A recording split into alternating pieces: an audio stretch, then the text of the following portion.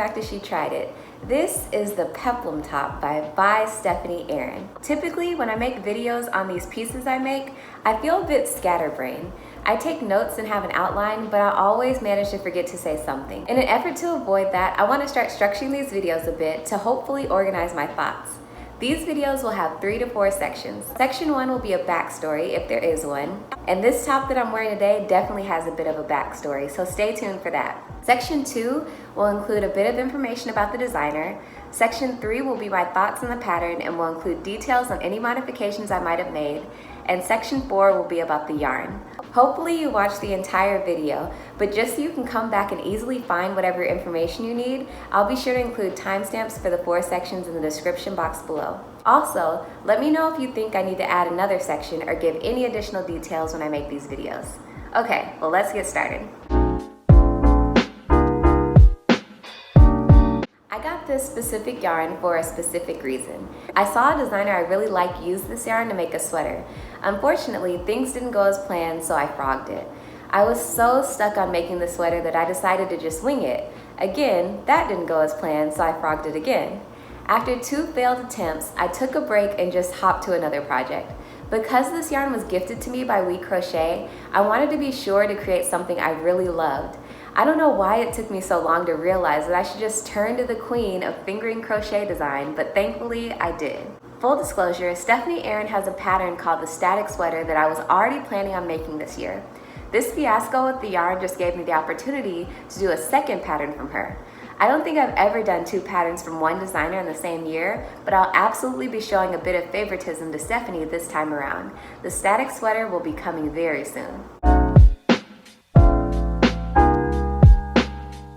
ByStephanieErin is one of my favorite designers. I've mentioned before how being a pattern tester isn't my #1 goal in life, but I will admit that being her pattern tester is a huge goal of mine. Her pieces are amazing. She typically uses thin yarn, so her crochet work looks so unique. Everyone has their own preference on this, and I would love to know yours, but I prefer to buy a pattern and then get the yarn. Some people stockpile on yarn and then get patterns that work. This is the first time I had the yarn before the pattern, and I felt completely lost. If you're someone who loves to crochet and has some fingering or DK weight yarn in your stash, I'm certain you'll find a pattern by StephanieErin that you will love. I don't know much about her personal life, but she did have an IGTV with Knititude, and everything she said just made me love her more. She, like Knititude, is a Canadian, but is very invested in the well-being of America, and I really appreciate that. I also learned that she works as a GIS specialist. As an engineer myself, it's not the same thing, but I do think it's in the STEM field. She really checks all the boxes I look for in a designer. She's size inclusive, she creates amazing pieces, and she is a self-proclaimed math nerd. I'm convinced that she finished this pattern and thought, wow, this is the perfect peplum top, hence the name. And I would have to agree, this peplum is really perfect. The pattern had some small touches that I thought were really nice and worth mentioning. One thing I like about it is the sizing. Instead of sizing from small to 5X, she sizes based on numbers 1 to 9. She explains which bust ranges coordinate with which number in her pattern.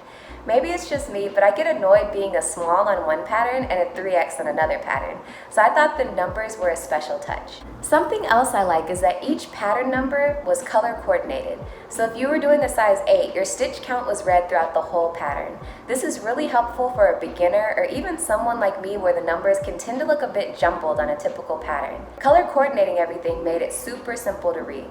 I personally followed the pattern for a size 4. Stephanie also included an extremely helpful video tutorial for a section of her pattern. In terms of modifications, all that I did was very minor. I started the top with the foundation half double crochet, just out of personal preference rather than following the pattern. I also made the body and the peplum portion shorter than the pattern suggested. This is because I wanted more of a cropped fit. I knew I would be styling it with high-waisted bottoms, so I wanted to make sure the top wasn't too long. My final modification was making the sleeves a bit longer and the armholes a bit smaller. Again, completely out of personal preference. I noticed from her tester photos that when they made the sleeves a bit longer, it looked somewhat ruffled, but I wanted mine to fit closer to the arm. When I split for the sleeve, I chained about 10 to 12 stitches less than the pattern so that I could achieve a more fitted look. The yarn I used was Hawthorne Fingering Kettle Dye yarn, which is exclusively at We Crochet. and it's in the color Conifer. This yarn is 80% superwash fine wool and 20% polyamide. Like I said before, this yarn was gifted to me.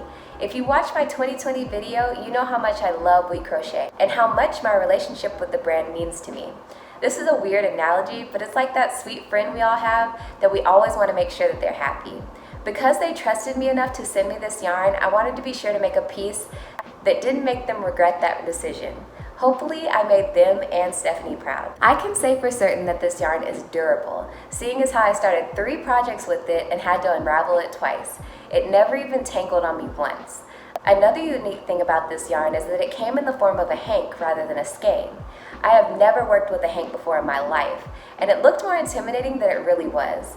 As we all know, I am cheap and resourceful, so I just draped the yarn over a table I had to keep it steady and rolled it up on an old paper towel roll.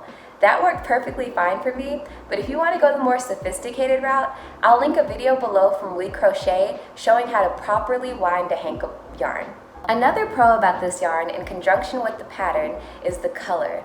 Because of the amazing gradient it has, it really hides a lot of the shaping involved in this pattern. Like, it literally is undetectable. A fun fact about the color choice is that I didn't make it. My boyfriend Murray did. He's a local artist ready to create the art piece of your dreams. I'll leave his information below in the description box.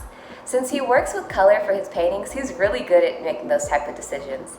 If I had my way, everything would be neutral, but I wanted to step out of my comfort zone a bit this year, and I think he made a great choice going with this Conifer color. This yarn glided super well off my hook, but it did glide a little too well off my needle. If you're going to knit with it, I highly suggest using a bamboo needle or something with a bit more friction. I do have one untouched hank of yarn left and a bit left from my last skein. If anyone is interested in trying this yarn, I'll have it for sale in my Mercari shop link below.